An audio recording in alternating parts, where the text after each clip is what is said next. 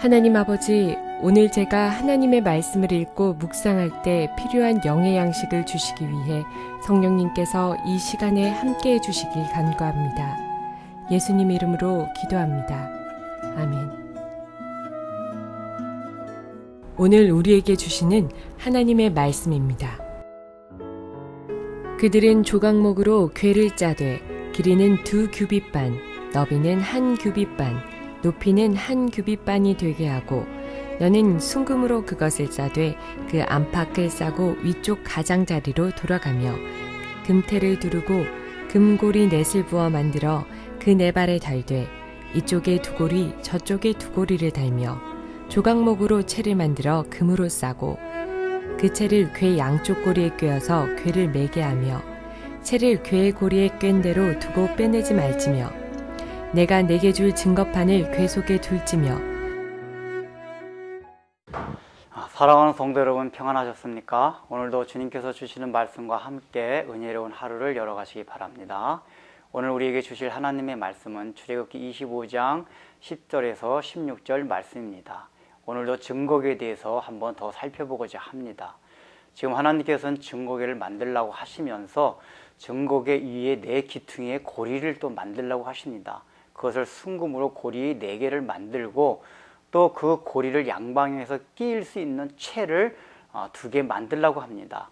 그것은 조각모로 만들고 또 그 겉은 금으로 싸라고 말씀하십니다.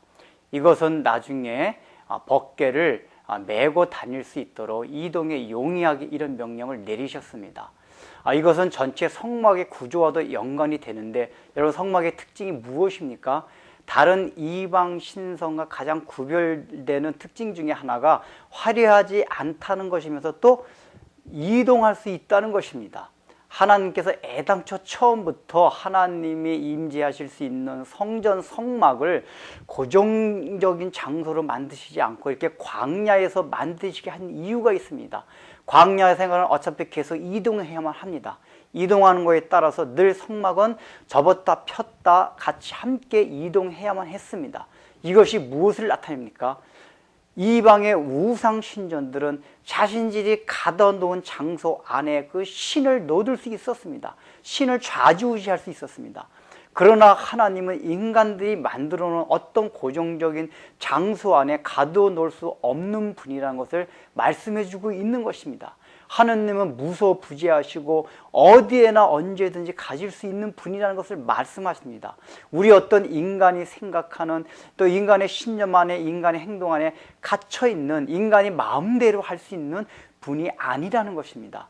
이것을 나타내 주기 위해서 어떤 고정적인 장소 안에 신전과 같이 만드시게 하지 아니하고 이런 성막의 형태로 움직일 수 있는 텐트의 형태로 성막을 만드셨으며, 또 성막 가운데서도 직접적으로 하나님의 임재하시는 실제적인 장소였던 이 법궤를 바로 이동이 가장 용이하도록 이렇게 고리를 만들고 채를 만들었던 것입니다. 바로 이것은 하나님이 얼마나 우리와 함께 하시는 것을 말하고 있습니다. 하나님은 저 하늘에 초월해 계셔서 가만히 자정에 계신 분이 아니라 우리의 삶과 인간이 가지는 모든 활동 영역에 늘 함께 움직이면서 따라다니신다는 것을 말씀해 주고 있습니다. 너희와 늘 함께 한다는 것을 하나님께서 지금 말씀해 주고 있는 것입니다. 그래서 걱정하지 말라고 하는 것입니다. 나는 초월해서 저기 있는 신이 아니다. 너희들의 삶과 늘 함께하며 내재하는 그러한 신이라는 것을 지금 하나님께서 보여주십니다. 그것을 통해서 무엇을 생각하고 있습니까? 하나님이 지금 우리가 움직인 데는 항상 따라다니고 우리와 함께 하신다는 그런 내재의식을 이스라엘 백성들로 하여금 갖게 하시는 것입니다. 이것을 통해서 어떻게 보면 코람데오, 즉 하나님 면전에서의 삶을 살게 하시는 것입니다. 그런데 이것을 통해서 또 하나님께서 말씀해 주시고자 하는 것이 있습니다. 지금 막대를 두 사람이 매게 하고 하나님께서는 다니게 하십니다. 왜 그렇습니까? 지난번에도 말씀을 드렸지만 이 두 사람이 뜻하는 건 2라는 숫자가 항상 증인을 나타냅니다. 즉 하나님의 법궤가 늘 증인에 의해서 증거돼야 될 것임을 말씀해 주고 있는 것입니다.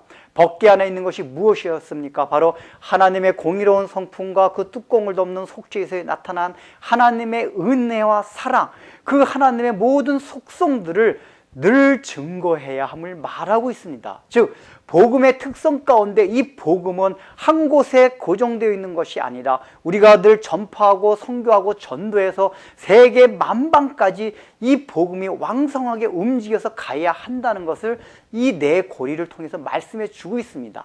성경에서 항상 네 기퉁이라는 것은 열방을 뜻합니다. 동서남북 그 사방, 그 열방을 나타낼 때 4란 숫자를 항상 성경이 얘기합니다.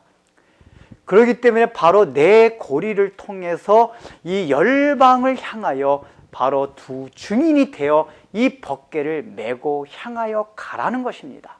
즉 하나님의 초월성과 함께 내재성을 말씀함과 동시에 또한 우리는 복음의 증언이 되어서 날마다 이 법궤를 메고 하나님의 속성과 하나님의 성품과 하나님께서 우리에게 베풀어 주신 구원의 사역을 세계 만방 사방을 향하여 날마다 전하라고 하나님께서는 우리에게 오늘 말씀해 주고 있는 것입니다.